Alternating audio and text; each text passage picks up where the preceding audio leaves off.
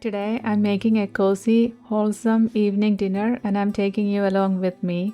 We're keeping it simple: grilled chicken pesto, sauteed Brussels sprouts with mushrooms and bell peppers, and a fresh sourdough focaccia.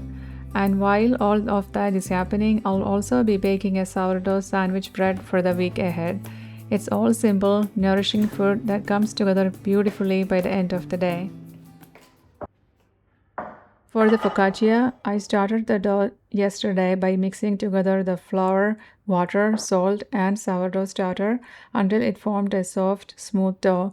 After a few rounds of stretch and folds, I let it ferment slowly overnight in the refrigerator. Now I'm gently spreading the dough into an oiled pan. I'll leave it here for its final proof so it has time to expand and become nice and airy before baking. I am also making a sourdough sandwich bread later today. The dough for that follows the same process, so I'll show you those steps later in the video. I'm starting with the pesto for the chicken by toasting about a quarter cup of pine nuts.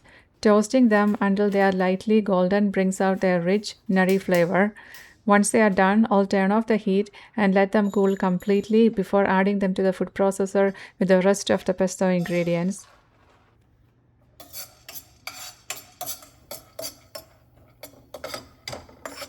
The reason I'm making pesto today is because we have a basil plant growing in our backyard.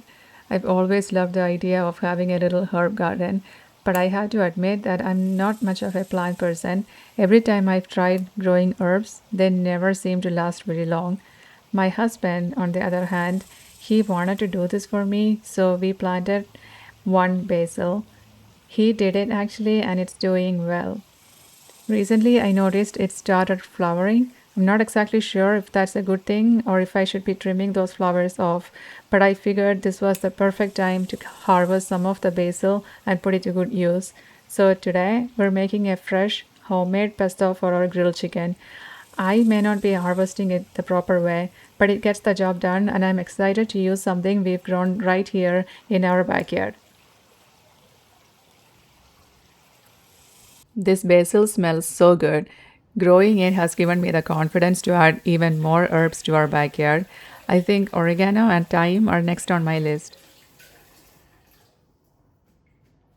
I'm adding the basil leaves, a couple of garlic cloves, Parmesan cheese, toasted pine nuts, and a pinch of salt to my food processor.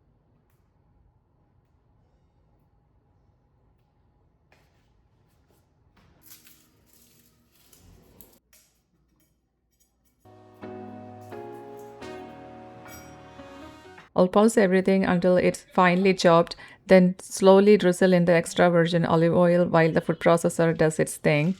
It's already looking and smelling so amazing. I also peeled a few extra garlic cloves. I might add them when I grill the chicken or for even more flavor, but I haven't decided yet, so I'll just keep them on the side for now.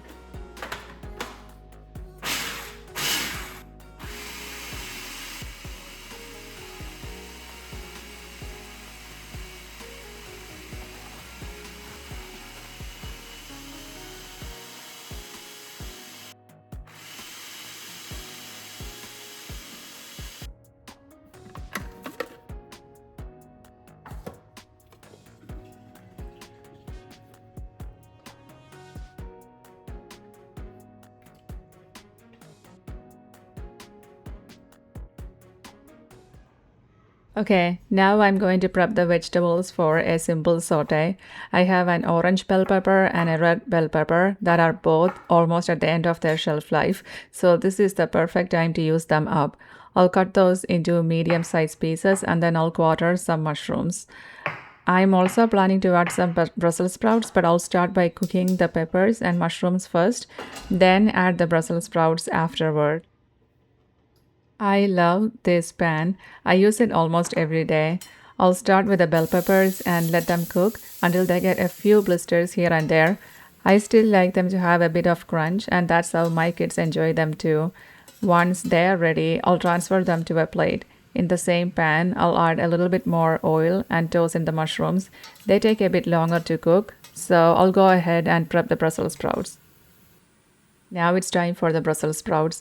I like to remove a few of the outer leaves, trim the ends, cut them in half, and then give them a really, really good rinse.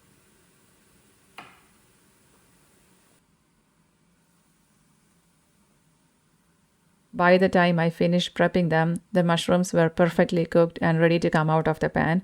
I love how the timing always works out with this meal. There's really no downtime, which is one of the reasons I make it all the time.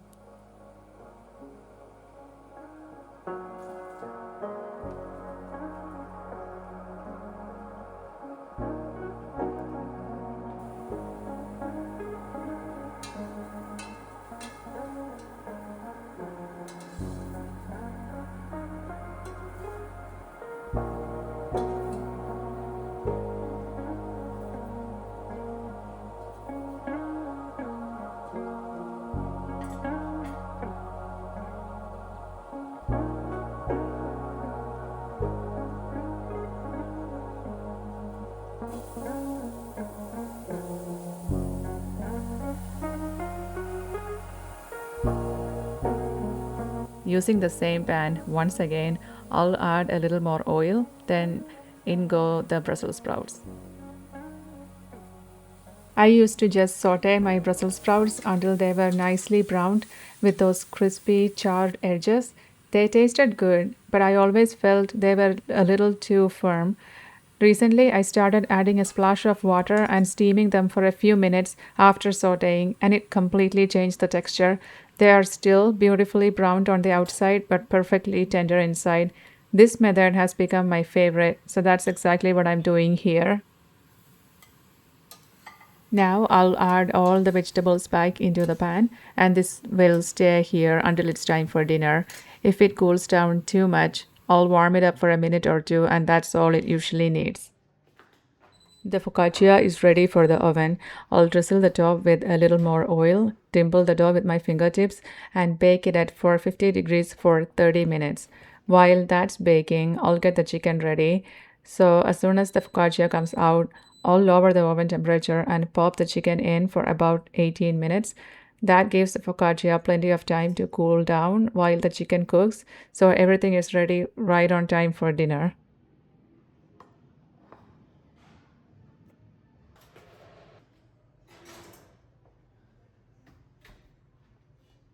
Before I start on the chicken, I think I have just enough time to get my sourdough sandwich bread started. I fed my starter this morning and it's nice and active and full of bubbles, so this is the perfect time to mix up the dough. Even if I don't finish the whole process right now, I can at least get it started while I have a few extra minutes.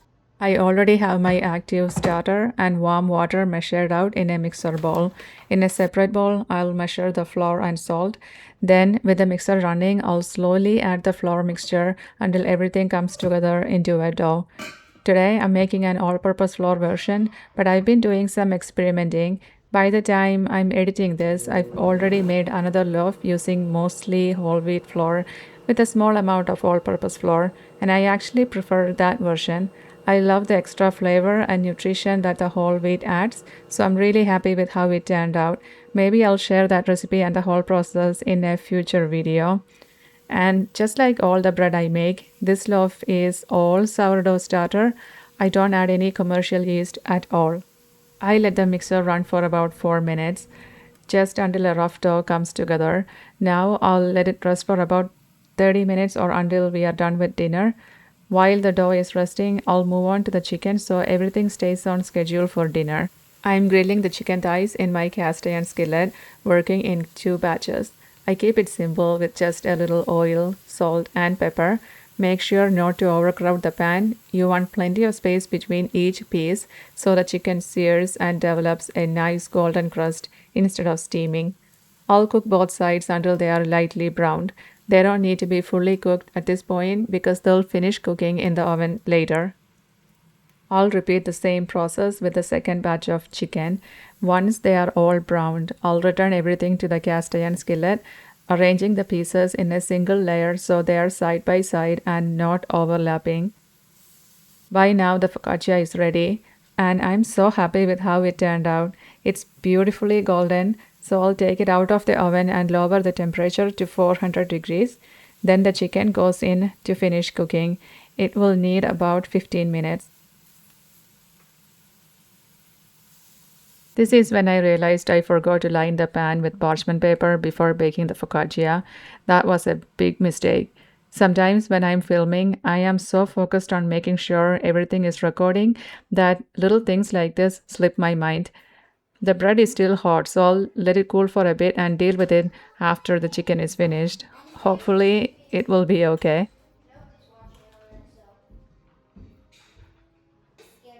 The chicken is fully cooked, so I'll take it out of the oven and spoon the pesto all over each piece.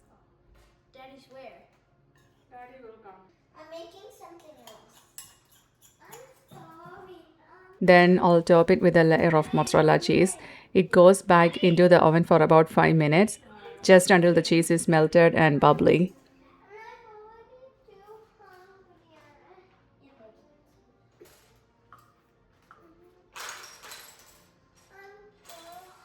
I'm so hungry. Yeah, I'm gonna show you how to play this game. Yeah, I already know how to.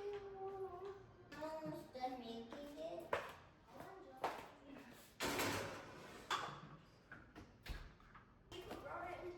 It was a bit of a struggle to get the focaccia out of the pan, but I managed to get it out in one piece. It looks beautiful and it smells amazing. I'm pretty sure the kids are going to really love it. Dinner is ready, and I'm looking forward to sitting down and enjoying it with my family. After dinner, I'll come back and finish up my sandwich bread. Is that the fixing thing we had last time? Ooh, what's that?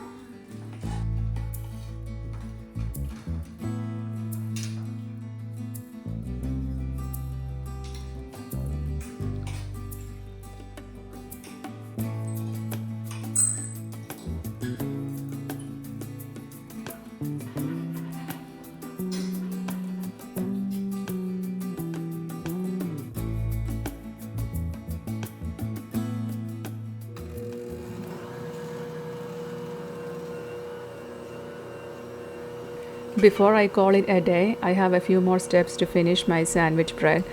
I turned the mixer back on and added the butter, which had softened to room temperature. Once the dough was smooth and well mixed, I transferred it to a glass bowl. Then I started the stretch and folds. I did about 10 to 12 stretches the first time, then did about 4 stretch and folds every 30 minutes for the next 2 hours. After that, I shaped the dough into a sandwich loaf, placed it in my glass loaf pan, covered it, and transferred it to the refrigerator for an overnight cold proof.